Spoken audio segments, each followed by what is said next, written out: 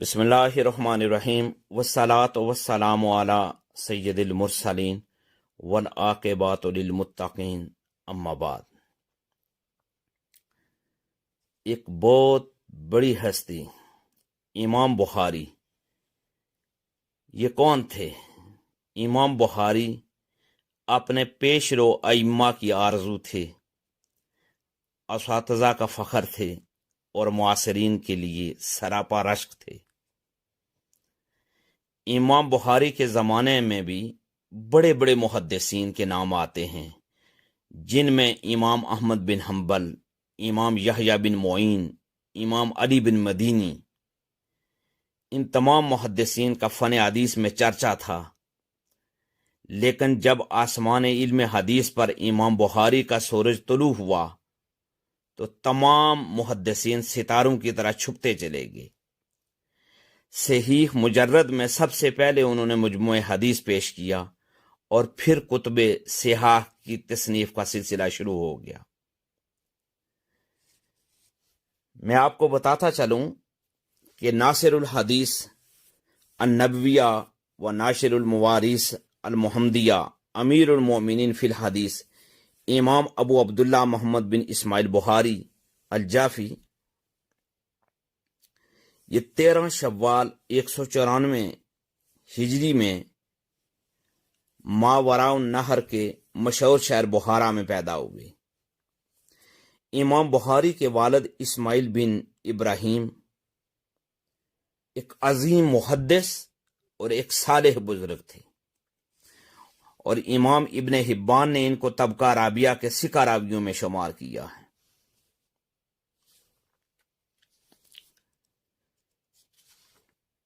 میں یہ بھی آپ کو بتاتا چلوں کہ امام بخاری کو یہ جو مقام عظیم مقام ملا، اس کی سب سے بڑی وجہ یہ ہے کہ امام بخاری ایام طفولیت ہی میں، یعنی بچپن میں ہی آپ کے والد کا انتقال ہو گیا تھا، اور پرورش کی تمام تر ذمہ داری آپ کی والدہ نے سنبھال لی تھی۔ صغر سن میں، بچپن میں ہی امام بخاری نابینا ہو گئے۔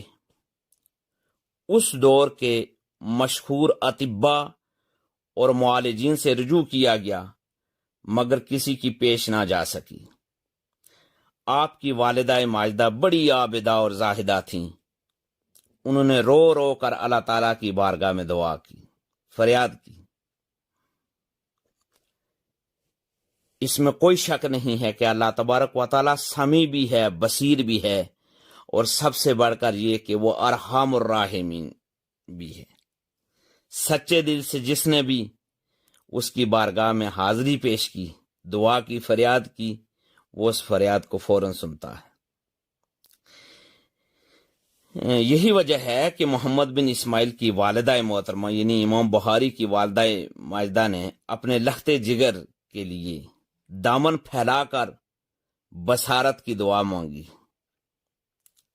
بالآخر دریائے رحمت جوش میں آیا، اور ایک رات انہیں خواب میں، یعنی محمد بن اسماعیل بخاری کی والدہ کو خواب میں حضرت ابراہیم علیہ السلام کی زیارت ہوئی، اور آپ نے فرمایا کہ اللہ تعالیٰ نے تمہاری آوازاری اور گریہ و بکا اور دعاؤں کی کثرت کے سبب تمہارے بیٹے کی بصارت لوٹا دی ہے۔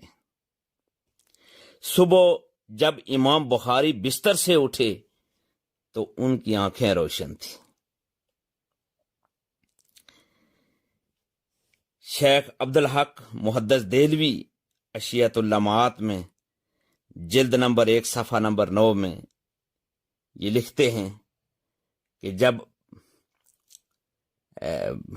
والدہ ماجدہ امام بخاری کی اپنے لخت جگر کو جب دیکھا کہ ان کی بصارت واپس لوٹ آئی ہے، تو خوشی کی کوئی انتہا نہ تھی۔ اور امام بخاری کی والدہ کی دعاؤں کا ثمر تھا کہ آپ کی نہ صرف بصارت واپس آئی، بلکہ عشق رسالت مآب صلی اللہ علیہ وآلہ وسلم کی وہ دولت بھی اللہ تعالیٰ نے عطا فرما دی، اس بچے کو محمد بن اسماعیل کو کہ یہ آنے والے زمانوں میں یہ امیر المومنین فی الحدیث بنے. یہی وجہ ہے کہ آپ کو یعنی محمد بن اسماعیل بخاری رحمۃ اللہ علیہ کو لاکھوں احادیث زبانی یاد تھی.